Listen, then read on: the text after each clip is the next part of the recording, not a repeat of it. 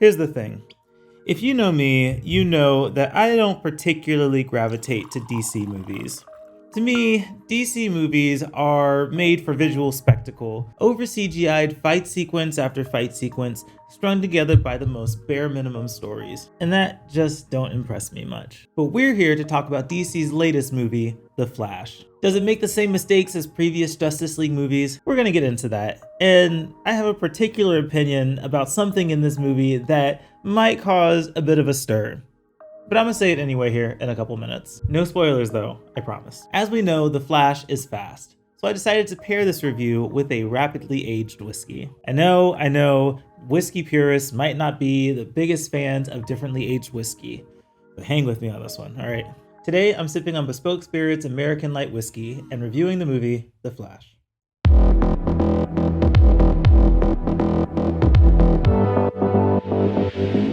Stuck in an alternate timeline after traveling back in time to save his mother from her unfortunate death when he was a kid, Barry Allen must pull together a new, unacquainted team of heroes to defeat this universe's version of Zod and his attack on Earth, while attempting to restore balance and normality to his own timeline that he may have accidentally, irrevocably altered.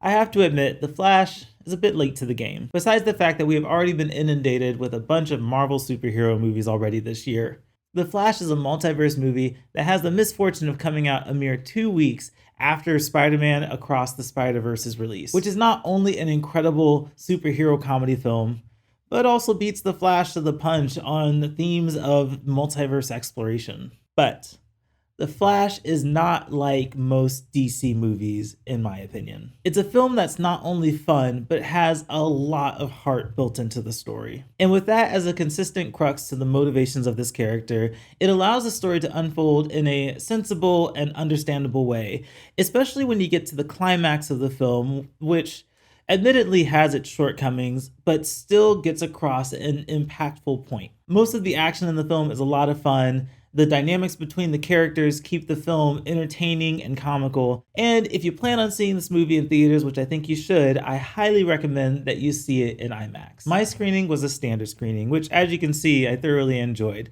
But there were many times throughout the movie where I thought to myself, damn, that would have been really cool to see in IMAX. So I'm going to pass that tidbit of information on to you so that you can choose your adventure with The Flash wisely. But I say that with a very minor caveat. The CGI in the movie is not always at its greatest. Lightning and slow motion are really cool effects, but there are far too many times when the outfits and the superhero suits on the characters just look a little too rubbery. I just found it so distracting with the movie toggling between the live action actors and these super plasticky versions of their animated selves. But now we get to the point where we address the touchy subject looming over this movie, and I say the potentially controversial thing. Yo, Ezra Miller is really good in this movie. Look, it might take a lot of effort for some to separate the art from the artist, and I know Ezra Miller does not have the greatest reputation right now, but I've got to give credit where credit is due. Ezra is excellent at playing the experienced and the immature versions of Barry, keeping both characters distinct but also keeping both comical, curating an incredibly entertaining dynamic between himself and the rest of the characters. So no, The Flash is not a perfect movie. And of course, I still think that Across the Spider-Verse is the better multiverse superhero comedy movie, but The Flash is worthwhile, and it's a notable step in the right direction as we prepare for a new era of DC movies. Now about this whiskey, I won't get into the specifics of the process, but Bespoke's aging method cuts years off of the time frame for aging whiskeys, allowing them to replicate the flavors of whiskey in a matter of days. Fast, right? But is it too fast? This particular bottle is American Light Whiskey. Emphasis on the light. This bottle is not particularly bold, but perhaps bright in its sweet cinnamon flavor. It's whiskey enough to pass the smell test for me, with a sweet butterscotch and honey aroma. I mean, for the casual whiskey drinker, it's fine. It's sweet, it's delicious, and at 100 proof, it offers exactly what it's supposed to. Barry Allen's ultra-high metabolism might prevent him from getting drunk, but I think even he would appreciate a whiskey that specializes in making things happen quickly.